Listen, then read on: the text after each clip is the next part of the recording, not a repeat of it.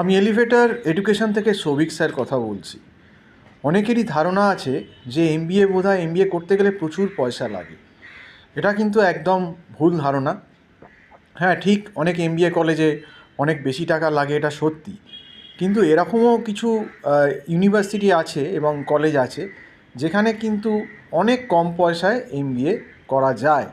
এবং যারা একটু অর্থনৈতিক দিক থেকে পিছিয়ে, এরকম স্টুডেন্ট যারা এমবিএ করতে চাইছো, আমি বলবো হ্যাঁ, উপায় আছে।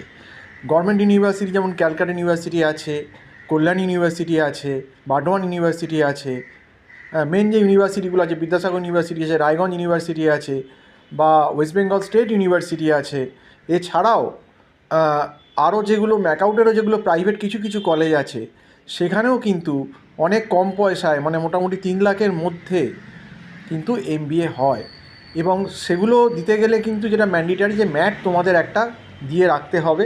এবং ম্যাটের স্কোর যদি ভালো হয় এবং জিডিপিআই ভালো হয়, তাহলে তোমরা ক্যালকাটা ইউনিভার্সিটি, কল্যাণী, বার্ডওয়ান বা বিদ্যাসাগর বা রায়গঞ্জ যে ইউনিভার্সিটিগুলো আছে সেখানে অ্যাপ্লাই সমস্ত ওয়েস্ট বেঙ্গলের গভর্নমেন্ট ইউনিভার্সিটিগুলো করতে পারবে। কারণ গভর্নমেন্ট ইউনিভার্সিটিগুলোর ফিস কিন্তু জেনারেলি অনেক কম হয়। এছাড়াও প্রাইভেটের ভেতর কিন্তু ম্যাকআউট ইউনিভার্সিটির অ্যাফিলিয়েশন যে কলেজগুলো আছে, সেখানেও কিছু কিছু কলেজ আছে যেগুলো কিন্তু 2.5 লাখ 3 লাখের ভেতর এমবিএ হচ্ছে।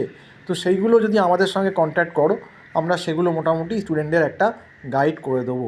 তো আমার যে নম্বরটা দেওয়া রয়েছে 9831044518, এই নাম্বারে কল করে প্রসেসটা জেনে নাও। আর অবশ্যই কিন্তু তোমরা সবাই এবারে 2026-এ যারা এমবিএতে অ্যাডমিশন নেবে, তাদের বারবার বলছি অন্তত মার্চের ম্যাটটা কিন্তু এখনই দিয়ে রাখো।